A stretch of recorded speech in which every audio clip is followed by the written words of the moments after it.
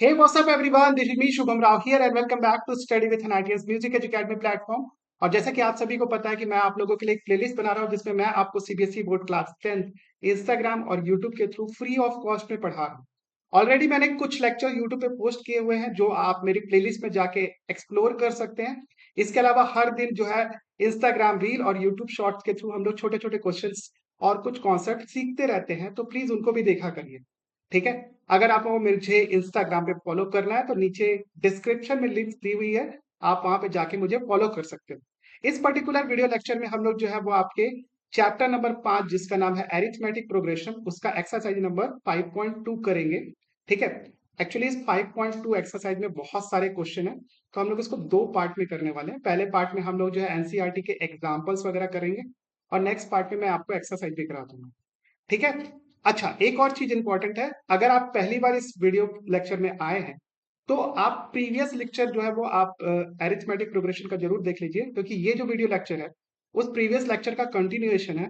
तो प्लीज, अगर आपको एपी बिल्कुल भी नहीं आता तो आप जाके पहले वो लेक्चर देख लीजिए, उसके बाद यहाँ पे आइएगा तो आपको चीजें क्लियरिटी में समझ में आएगी। ठीक है। तो वीडियो में आगे बढ़े उससे पहले मैं आपको दिखाता हूँ ये छोटा सा इंट्रो, उसके बाद हम लोग मिलते हैं सीधा क्वेश्चन के साथ।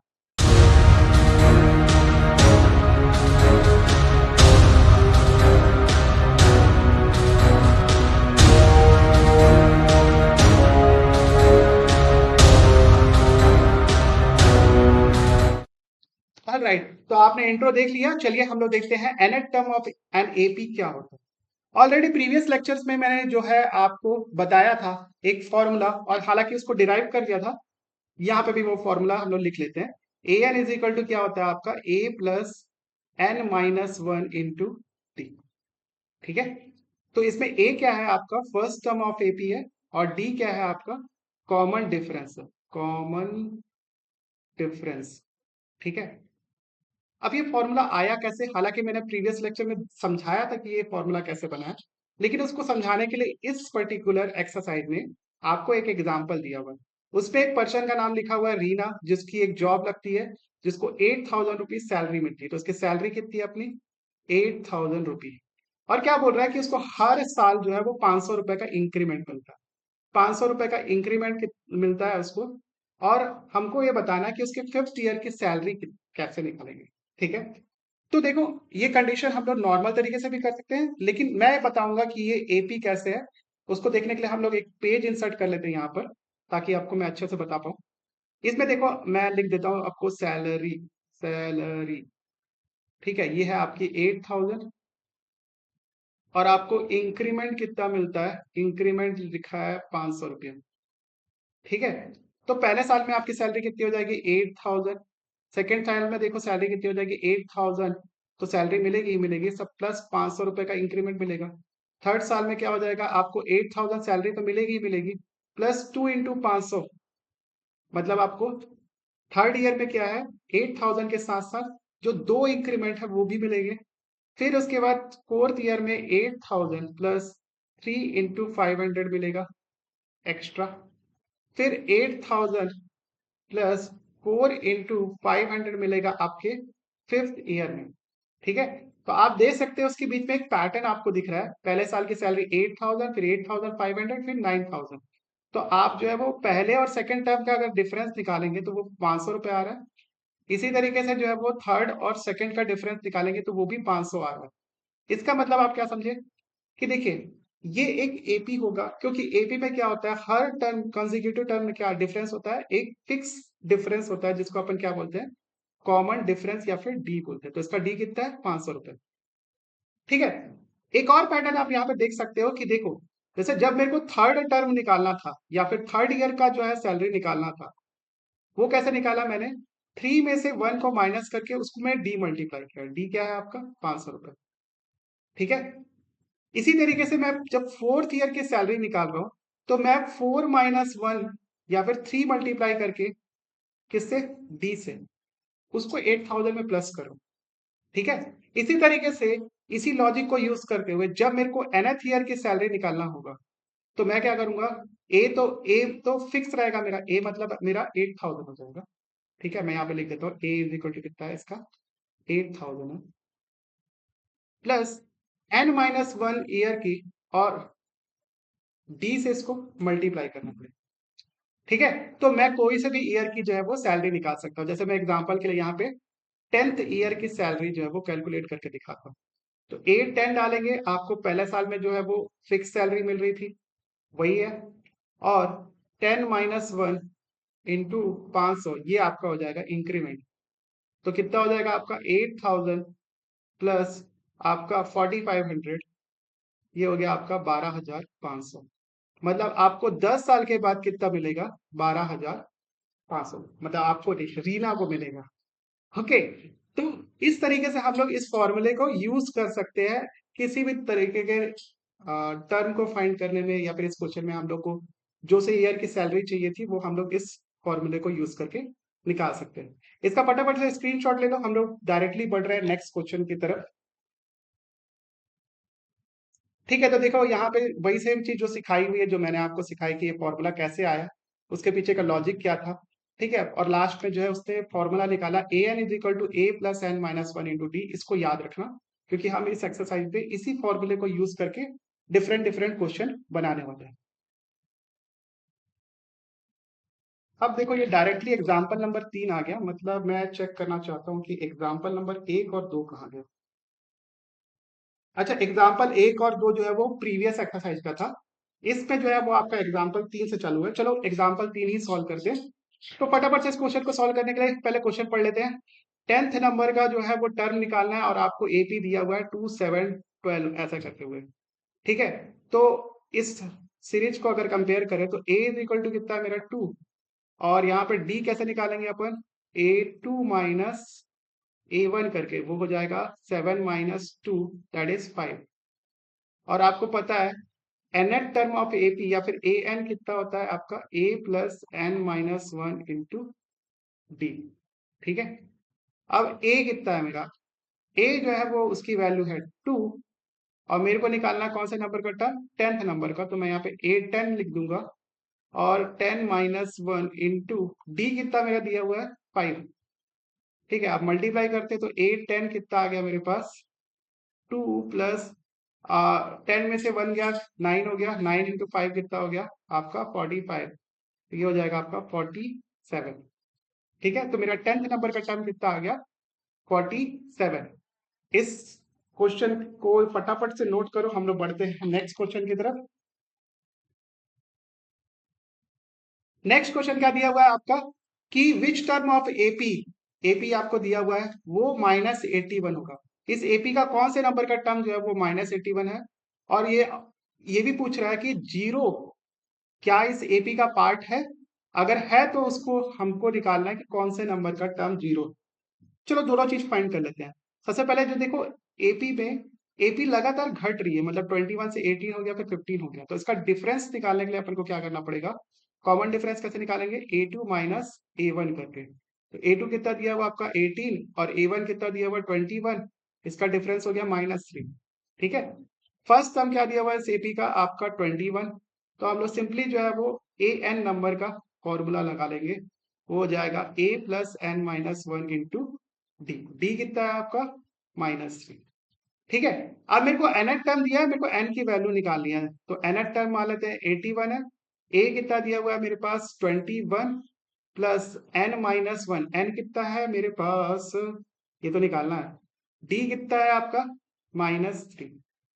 इस 21 को इधर भेज दो, तो कितना हो जाएगा? -81 minus 21 is equal to n minus one into -3। ठीक है, तो ये कितना हो जाएगा? -102 इज इक्वल टू आपका n माइनस वन इंटू -3। तो यहां से आप डिवाइड करोगे तो कितना आ जाएगा?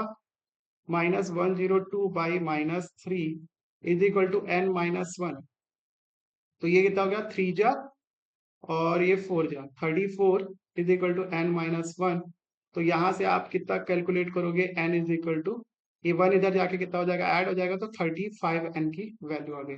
तो 35th नंबर का टर्म क्या हो जाएगा आपका? -81। इसी तरीके से जीरो नंबर, जीरो इस एपी का पार्ट है कि नहीं चेक कर लेते हैं। तो ए एन की जगह जो है वो अपन फिर से ये फॉर्मूला लिख देते हैं, a n is equal to a plus n minus one into D.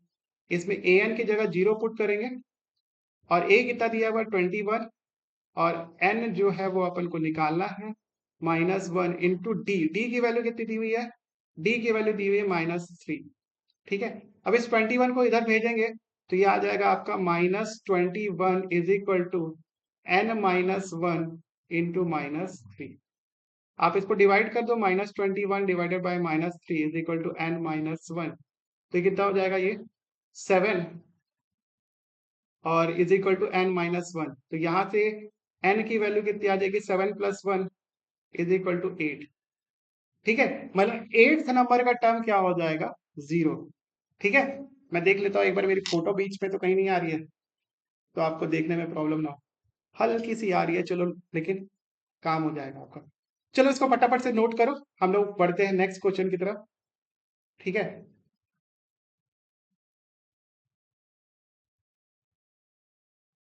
Next question आपका क्या दिया हुआ है? नेक्स्ट क्वेश्चन दिया हुआ है आपको एपी निकालना है। डिटरमाइन द एपी, एपी ही निकालना है अपन को, जिसका थर्ड टर्म 5 दिया है और सेवन टर्म कितना दिया है? 9 दिया हुआ है। तो अपन निकाल लेते हैं एपी। तो आपका थर्ड टर्म मतलब A3 इज इक्वल टू कितना हो जाएगा? देखो फॉर्मूला क्या होता है हमारे पास, पहले वो लिख देते हैं। A n is equal to क्या होता है आपका? A plus n minus one into d. तो जब अपन को थर्ड टर्म निकालना रहेगा तो यहाँ पे क्या करेंगे? A plus 2D is equal to कितना है आपका? 5। n-1 मतलब थर्ड, 3 - 1 कितना हो गया? 2 इंटू डी। ठीक है, वैसे ही मेरे को A7 अगर निकालना होगा तो क्या हो जाएगा? A प्लस n-1, 7 - 1 कितना हो गया? 6 डी इज इक्वल टू 9। ठीक है, तो ये मेरा पहला इक्वेशन हो गया, ये मेरा सेकंड इक्वेशन हो गया। अगर गौर से देखोगे तो ये क्या है आपका? Pair of linear equation two variable, जहां पे ए और डी जो है वो दो वेरिएबल है और दो इक्वेशन दी हुई है। तो इसको हम लोग किसी भी मेथड से सॉल्व कर सकते हैं, एलिमिनेशन चाहे सब्सटीट्यूशन। ठीक है, तो मैं क्या करता हूँ, इसमें एलिमिनेशन मेथड यूज कर देता हूँ। तो एलिमिनेशन मेथड कैसे यूज करेंगे? मैं इसको पहले लिख देता हूँ, a plus 6d is equal to 9 और a plus 2d is equal to आपका 5। ठीक है, माइनस कर देते हैं दोनों इक्वेशन को, तो कैसा हो जाएगा ये? देखो a कैंसिल हो जाएगा, ठीक है, ऐसे कैंसिल हो जाएगा। बचेगा क्या आपके पास? चेक करते हैं, ये हो जाएगा 4d इज इक्वल टू 4। तो d की वैल्यू कितनी आ गई अपने पास? 1। 4/4 कितना हो जाएगा? 1।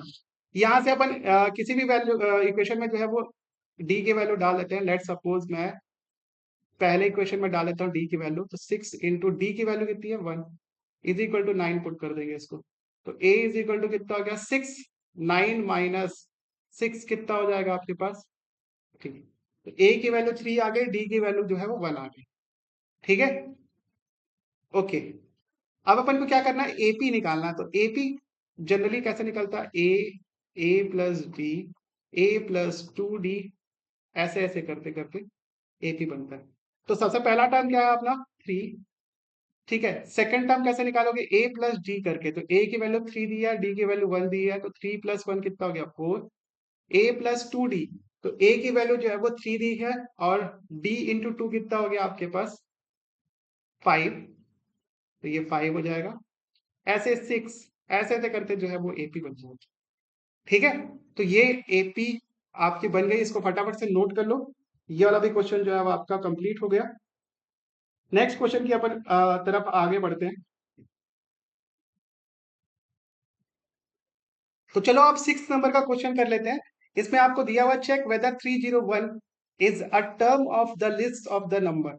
ठीक है, आपको एक एपी दिया हुआ है और हमको चेक करना है कि 301 इस एपी का पार्ट है या नहीं है।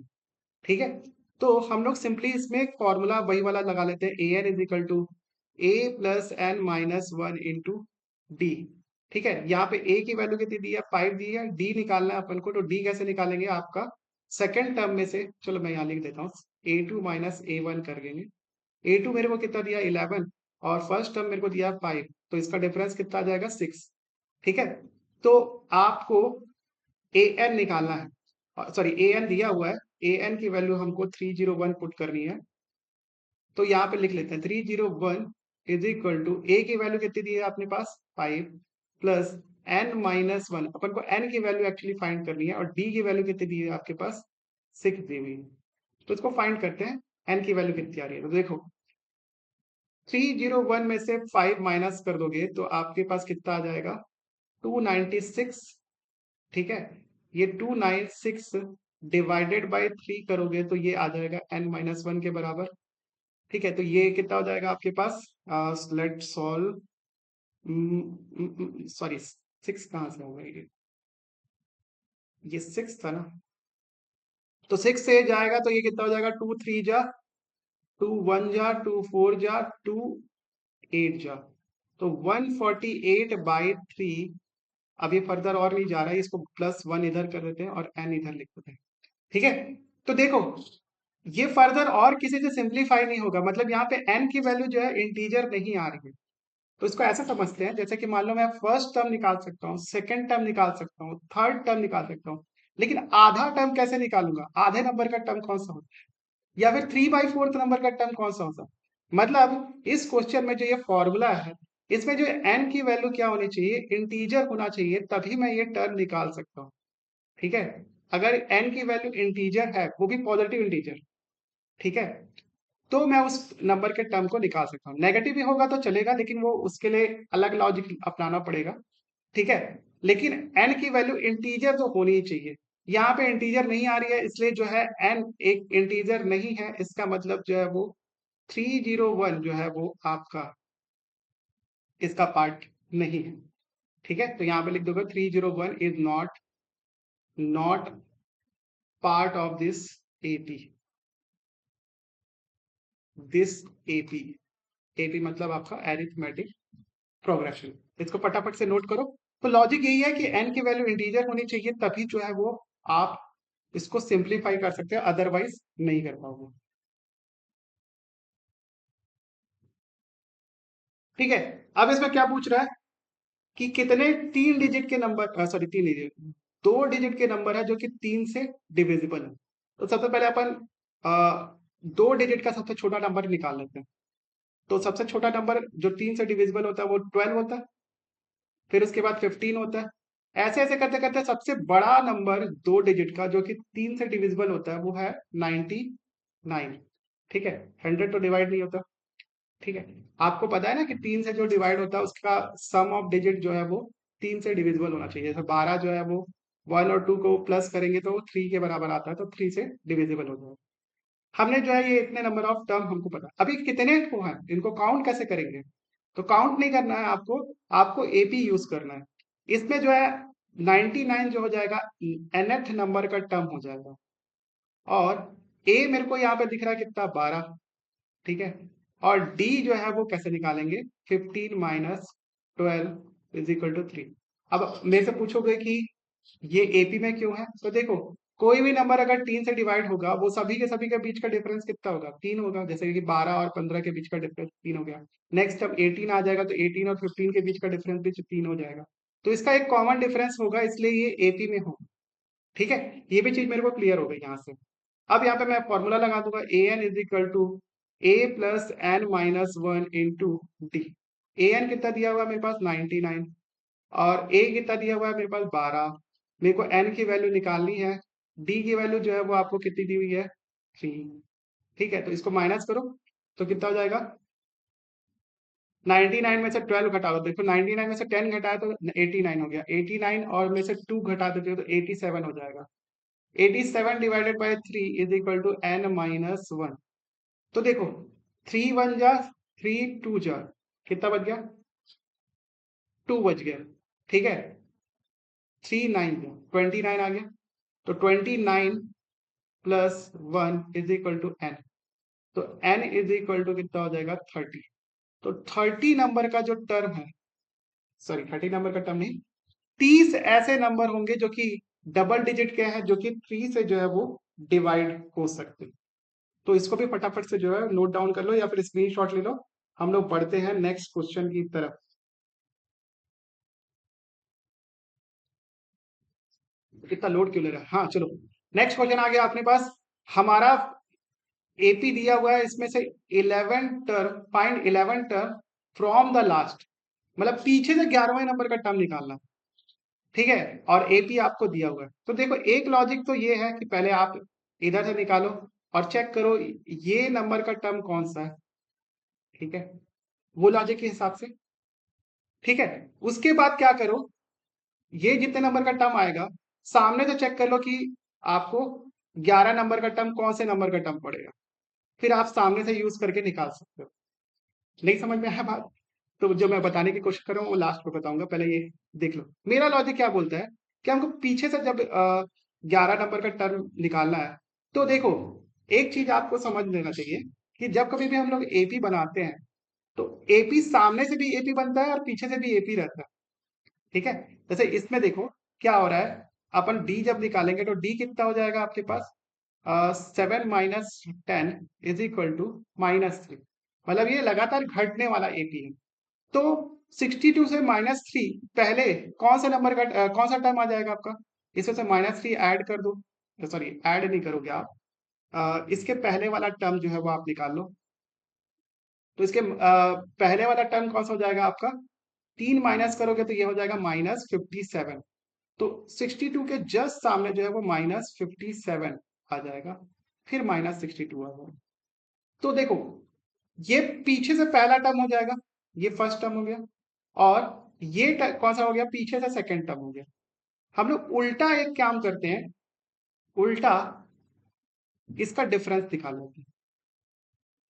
उल्टा अगर डिफरेंस निकालेंगे तो क्या हो जाएगा, देखो ये फर्स्ट टर्म है, ये सेकंड टर्म है, तो A2 माइनस A1 कर देंगे तो क्या हो जाएगा, -57 माइनस -62 करेंगे तो ये कितना हो जाएगा आपके पास, प्लस में 62, तो ये कितना हो जाएगा आपके पास, प्लस का 3। तो मतलब डी हमारा कितना आ गया, प्लस का 3। ठीक है, अगर मैं पीछे वाले टर्म को जो है फर्स्ट टर्म मानू, अब मेरा जो है वो पीछे से 11वें नंबर का टर्म निकालना है, तो मेरा जो फर्स्ट टर्म यहाँ पे हो जाएगा, या फिर A1 क्यों लिख रहा हूँ मैं, ए ही लिख रहा हूँ। पीछे से पहला टर्म कितना हो जाएगा आपका, -62। डी मैंने निकाल लिया, पीछे से कितना हो जाएगा, 3। अब मैं फॉर्मूला लगाऊंगा, a n is equal to A+n-1 into d. ठीक है, ए एन की वैल्यू मेरे को निकालनी है। ए कितना हो गया, -62 प्लस n-1, n कितना हो जाएगा यहाँ पे, 11 -1 इंटू डी, डी कितना है आपके पास, 3। आप पुट करो तो ये कितना हो जाएगा, an इज इक्वल टू -62 और 11 में से 10, ये 30 हो जाएगा। ठीक है, तो इसको अगर ऐड करेंगे तो ये हो जाएगा -32। तो हमारा an कितना हो गया, -32। ये पीछे से जो है वो 11 नंबर का टर्म। ठीक है, तो क्या है कि देखो आपके एनसीईआरटी के बुक में जो दिया हुआ है उसको सॉल्व किया जिस तरीके से, वो बेसिकली क्या है, पहले उसने निकाला इस तरफ से नंबर ऑफ टर्म कौन सा था, 62। फिर उसने क्या किया, अगर जैसे मान लो 62 की वैल्यू आ गई, जैसे इसमें 62 की वैल्यू आ गई है, ये 62 कौन सा नंबर का टर्म है आपका, 25 नंबर का टर्म है। ठीक है, तो पीछे से लेके मेरे को 11 नंबर का टर्म निकालना है। तो एक जो हम लोग बचपन में एक क्वेश्चन करते थे ना, कि एक लाइन में जो है 10 लोग खड़े हैं, ठीक है, एक बंदा है जो उसका सामने से नंबर 6 है, तो पीछे से नंबर कितना होगा, ऐसा टाइप का क्वेश्चन। उसी टाइप के लॉजिक के हिसाब से यहाँ पे भी हमको निकालना है कि अगर हमको पीछे से 11 नंबर का टर्म निकालना है तो सामने से कौन से नंबर का टर्म है। तो उसको कैसे कैलकुलेट करेंगे अपन, ये फॉर्मूला होता था, total number is equal to last से और स्टार्ट से -1 कर। तो लास्ट से जो है वो आपका टोटल नंबर ऑफ टर्म 25 है, लास्ट से कैसे निकालेंगे अपन, लास्ट से अपन को 11 नंबर का टर्म निकालना है, प्लस आपको स्टार्ट से जो है कौन सा नंबर का टर्म होगा, माइनस कर दो इसको 1 से। तो 25 में से 11 गया, कितना बचा, पहले तो इसका डिफरेंस कितना होगा, 10। तो स्टार्ट से कितना हो जाएगा आपको चेक करो, स्टार्ट से हो जाएगा ये आपका 10, तो ये 15th नंबर का टर्म हो जाएगा। तो लास्ट से जो है वो आपका 11 नंबर का टर्म, स्टार्ट से जो है वो 15th नंबर का टर्म होगा। तो आप स्टार्ट से भी पुट कर सकते हो, स्टार्ट से इसका डी निकालो और स्टार्ट से फर्स्ट नंबर का टर्म निकालो, ठीक है, और फिर फॉर्मूले में पुट कर दो, तो भी आपका आंसर आ जाएगा। मैंने जो लॉजिक यूज किया है वो पीछे से निकाल दिया डायरेक्टली, ताकि मेरे को जल्दी कैलकुलेशन हो। वैसे आप इस तरीके को भी यूज कर सकते हो। ठीक है, तो इसका भी स्क्रीनशॉट ले लो, हम लोग बढ़ते हैं नेक्स्ट क्वेश्चन की तरफ।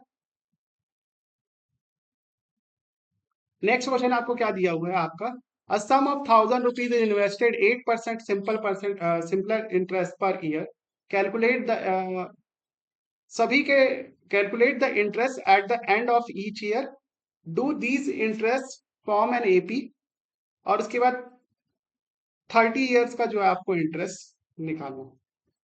ठीक है, तो सबसे पहले अपन सिंपल इंटरेस्ट का फॉर्मूला जानते हैं, P into r into t by 100। ये SI का जो है वो सिंपल सिंपल इंटरेस्ट का फॉर्मूला होता है। 1000 रुपीज डाल रहे हो, ठीक है, और रेट कितना दिया 8, और टाइम दिया फर्स्ट ईयर का हम लोग निकाल रहे हैं तो इसलिए 1 डाल दिया टाइम को, इन अपॉन में 100 कर दिया, तो 0 से 0 कटा, 0 से 0 कटा, ये हो गया आपके पास 80 रुपीज। तो पहले साल में आपको कितना ब्याज मिलेगा, 80 रुपीज। ठीक है, सेकेंड साल में यहाँ पे 2 पुट करेंगे तो 80 इंटू 2 कितना हो जाएगा, 160। तो मैं यहाँ पे लिख रहा हूँ, पहले साल में जो है वो आपको 80 रुपीज ब्याज मिलेगा, नेक्स्ट साल में 160 मिलेगा, फिर नेक्स्ट साल में कितना मिलेगा, 80 और ऐड हो जाएगा 160 में, तो ये हो जाएगा आपका 240। ऐसे ऐसे करते करते जो है वो आपके पास इंटरेस्ट बनेगा। अब एक्चुअली में इसमें इंटरेस्ट बोल रहा है कि आपका नंबर बोल रहा है, नहीं अपन को इंटरेस्ट से ही काम है केवल, अपन को तो इंटरेस्ट ही बोल रहा है ना, 30 ईयर का अपन को इंटरेस्ट निकालना। तो अपन देख सकते हैं कि ये एक एपी है, क्योंकि इन सभी के बीच में गैप कितना है, 80 का गैप है, पहले और सेकंड वाले में भी 80 का गैप है, नेक्स्ट और इसके में भी पे 80 का गैप है।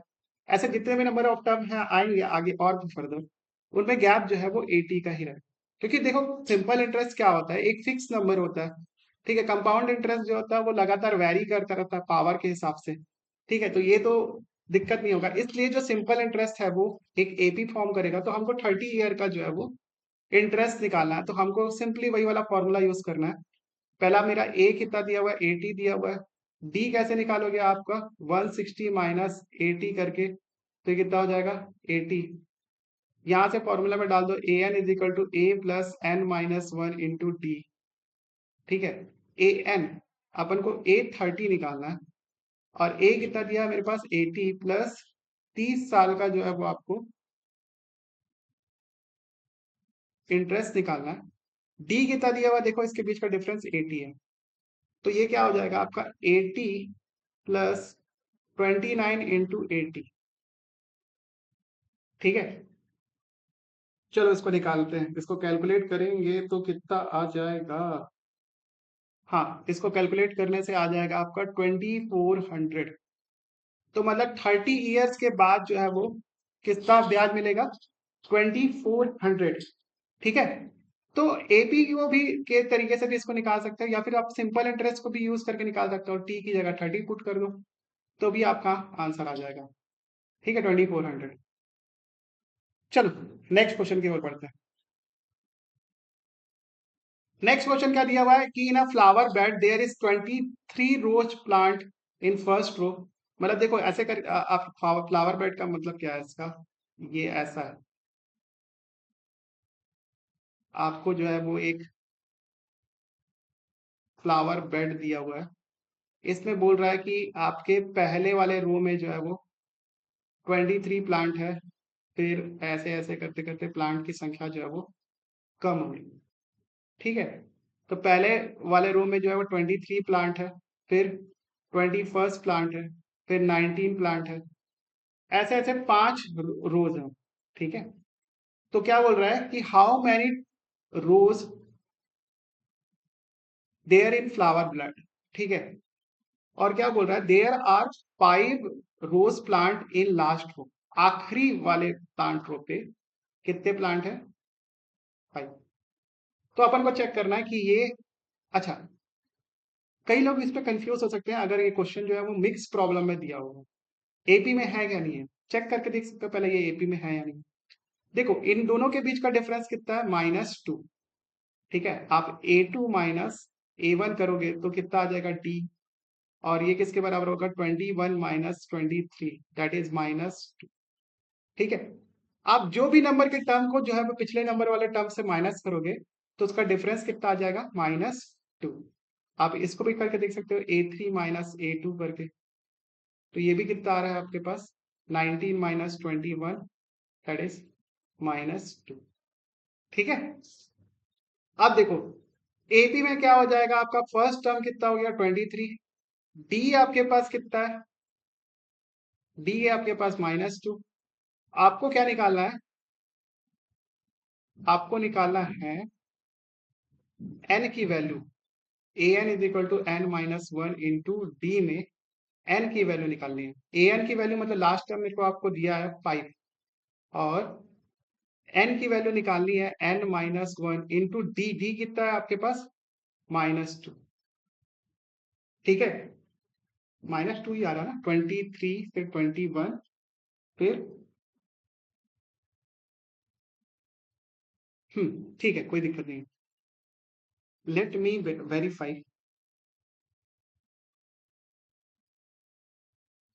एक सेकेंड, एक सेकेंड, एक सेकेंड। हाँ, यहाँ पे मैंने गड़बड़ की ना फॉर्मूले में। यहाँ पे ए भी तो ऐड होगा। ए क्या है मेरा? 23। आप 23 को इधर लेके आओगे तो कितना हो जाएगा? 23 में से 5 गया, -23 प्लस 5 इज इक्वल टू आपका n माइनस वन इंटू -2। 23 में से 5 गया, कितना बचा आपके पास? 18 माइनस का, और ये n माइनस वन इंटू -2। ठीक है, अब आप डिवाइड करके देखो तो कितना हो जाएगा? 18 में से ये हो जाएगा आपका 9 आ जाएगा। 9 is equal to n minus one. तो n की वैल्यू कितनी आ जाएगी यहाँ से? 9 प्लस वन दैट इज 10। तो यहाँ पे n की वैल्यू 10 आ गई। इसका मतलब आपके पास 10 ऐसे रोज हैं, रोज के जिसमें रोज प्लांट जो है वो प्लांटेड है। ठीक है, नेक्स्ट क्वेश्चन की तरफ आगे बढ़ते हैं। अच्छा, नेक्स्ट क्वेश्चन तो आपका एक्सरसाइज चालू हो गया। तो इस वीडियो को जो है यहाँ पर, अच्छा मेरी फोटो भी बीच में आ रही है, एक सेकेंड। हाँ चलो, अब ठीक है, ये इसको नोट कर लो आप लोग। ऑल राइट, तो चलो ये आपने नोट कर लिया होगा। तो देखो नेक्स्ट जो क्वेश्चन है वो बेसिकली आपके एक्सरसाइज का क्वेश्चन है। हमने यहाँ तक एग्जाम्पल के क्वेश्चन कर लिए हैं ऑलरेडी। ठीक है, यहाँ तक अगर आपने देखा है वीडियो तो आप वीडियो को प्लीज लाइक शेयर सब्सक्राइब करो, क्योंकि देखो आपके लाइक शेयर सब्सक्राइब से ही मेरे को मोटिवेशन मिलेगा, मैं और भी फ्री लेक्चर्स आपके लिए लाऊंगा। तो प्लीज लाइक शेयर सब्सक्राइब करना ना भूलें। और जो मैं बोल रहा था कि नेक्स्ट वीडियो में जो है हम लोग इसके आगे के एक्सरसाइज वाले भी क्वेश्चन कर लेंगे, तो आपको सारी क्लियरिटी मिल जाएगी। ठीक है, तो फिर से मैं बोल रहा हूँ कि आप प्रीवियस लेक्चर्स आप देखो और उनको भी कंप्लीट देखो, अपने दोस्तों को शेयर करो। और जिन लोगों को कोई दिक्कत आती है इन सब प्रॉब्लम को सॉल्व करने के लिए, तो आप जो स्क्रीन पे नंबर चल रहे हैं आप उन नंबर पे मेरे को कांटेक्ट कर सकते हो, जहां मैं आपको प्राइवेट मेंटरशिप के माध्यम से ये सारी चीजें भी सिखा दूंगा। ठीक है, तो मिलते हैं हम लोग नेक्स्ट क्लास में, जहां पे मैं इसके आगे आपको सिखाऊंगा। अपना ख्याल रखिएगा। और जाते जाते ये छोटा सा इंट्रो, इंट्रो क्या बोलते हैं इसको, आउट्रो देखते हुए जाओ।